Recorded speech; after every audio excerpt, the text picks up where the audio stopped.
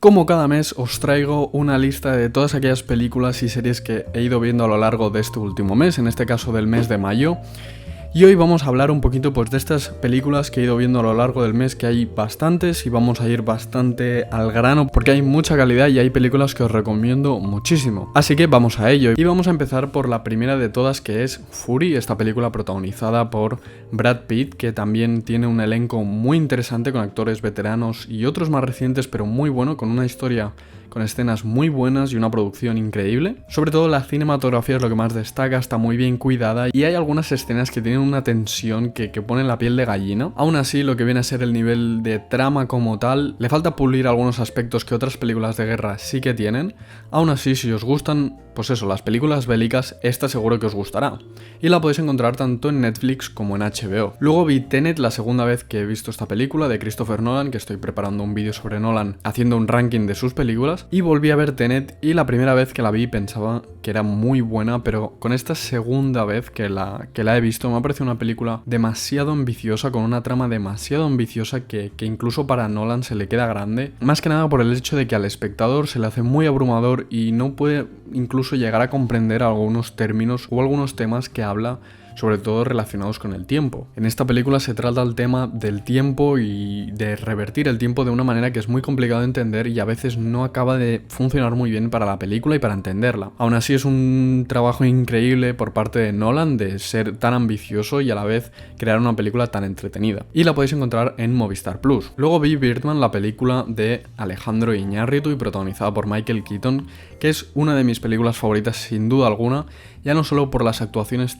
tan buenas que hay de todos los actores y por el reparto técnico o el apartado técnico, por decirlo así, que consiguen hacer tan bien en esta película, sino porque además la historia es muy interesante y se cuenta de una manera muy continuada y sin pausas. Además, el humor negro que tiene hace que la trama sea mucho más divertida e incluso la tensión que existe en algunas escenas es palpable. Y la podéis encontrar en Prime Video. Luego vi An American Pickle, la película protagonizada por Seth Rogen, que es muy entretenida, es corta pero es intensa básicamente. Tiene una historia muy original con toques muy divertidos y si os gustan las comedias es una película muy a tener en cuenta, sobre todo por ser una comedia pues con eso, con una trama o con una sinopsis tan original. Y la podéis encontrar en HBO. Luego vi Jackie, la película sobre Jackie Kennedy que protagoniza Natalie Portman. Sus puntos más fuertes son sin duda alguna la cinematografía y el tratamiento del color que tiene, que hacen que sea muy bonita de ver. Luego el mix entre imágenes grabadas e imágenes reales que ocurrieron también es bastante útil y a la vez es bastante interesante, pero la manera en la que se cuenta la historia es un poco difusa y es complicada de entender debido pues al ritmo tan extraño que tiene. Entonces eso es lo único que deja más como un mal sabor de boca y la podéis encontrar en HBO. Luego vi Ahora me ves 1 y Ahora me ves 2 o Now You See Me 1 y 2, que son dos películas bastante interesantes ya que hacen un mix muy bueno entre magia y efectos especiales que hace que funcione todo muy bien, pero son dos películas que tienen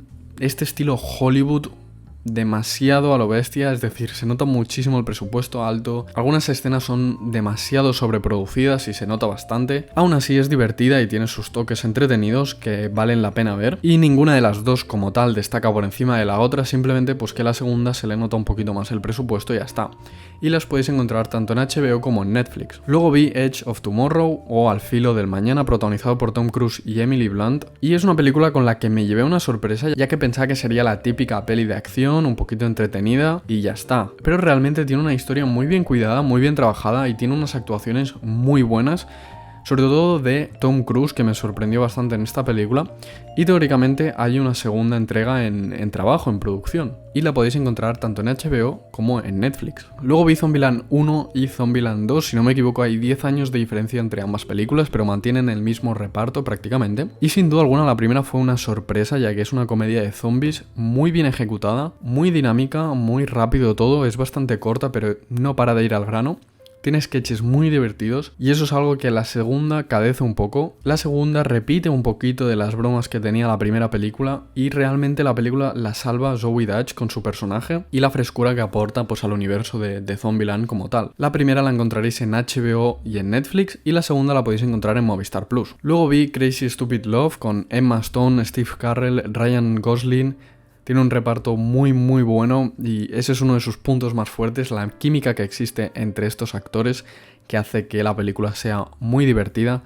tiene una historia muy interesante y es una comedia romántica con muchos giros de guión que hace que la película sea muy dinámica y no sea repetitiva. Si os gustan las comedias románticas, sin duda alguna esta es de las mejores y la podéis encontrar tanto en HBO como en Netflix. Luego vi The Prestige, también una de las películas más entre comillas normales de Christopher Nolan, de las menos ambiciosas, pero muy buena, muy tensa todo el rato y con actuaciones increíbles de actores como Michael Caine, Scarlett Johansson, Hugh Jackman, Christian Bale e incluso me llevé una sorpresa ya que no me lo esperaba, David Bowie actuando como Nikola Tesla. Sin duda alguna es una película bastante infravalorada dentro de lo que es la filmografía de Nolan y más adelante en el vídeo que estoy preparando ya hablaré más a fondo de ella. Y la podéis encontrar en HBO. Luego vi Lucy, la película protagonizada por Scarlett Johansson y con una premisa bastante clara, pero que a la vez la película en sí deja un poco que desear. Me gusta bastante que vaya al grano en sí y que no le den mil vueltas a la idea de la historia, pero a la hora de conectar con el espectador, al menos para mi gusto, pues falló un poquito y cuesta engancharse a lo que viene a ser la historia y a entenderla en ciertos momentos, e incluso creo que en algunas escenas se fuerza un poquito pues tanto las conversaciones como la historia en general. Aún así es bastante entretenida, sobre todo por el hecho de que sea más corta que otras películas, y la podéis encontrar en HBO, en Netflix y en Prime Video. Luego vi la trilogía de Batman de Christopher Nolan y realmente hay muchísimo a hablar sobre esta trilogía. Son obras maestras del género de acción y del género de superhéroes. La primera película es bastante buena, la segunda es perfecta y la tercera es bastante ambiciosa, es como un caos, pero a la vez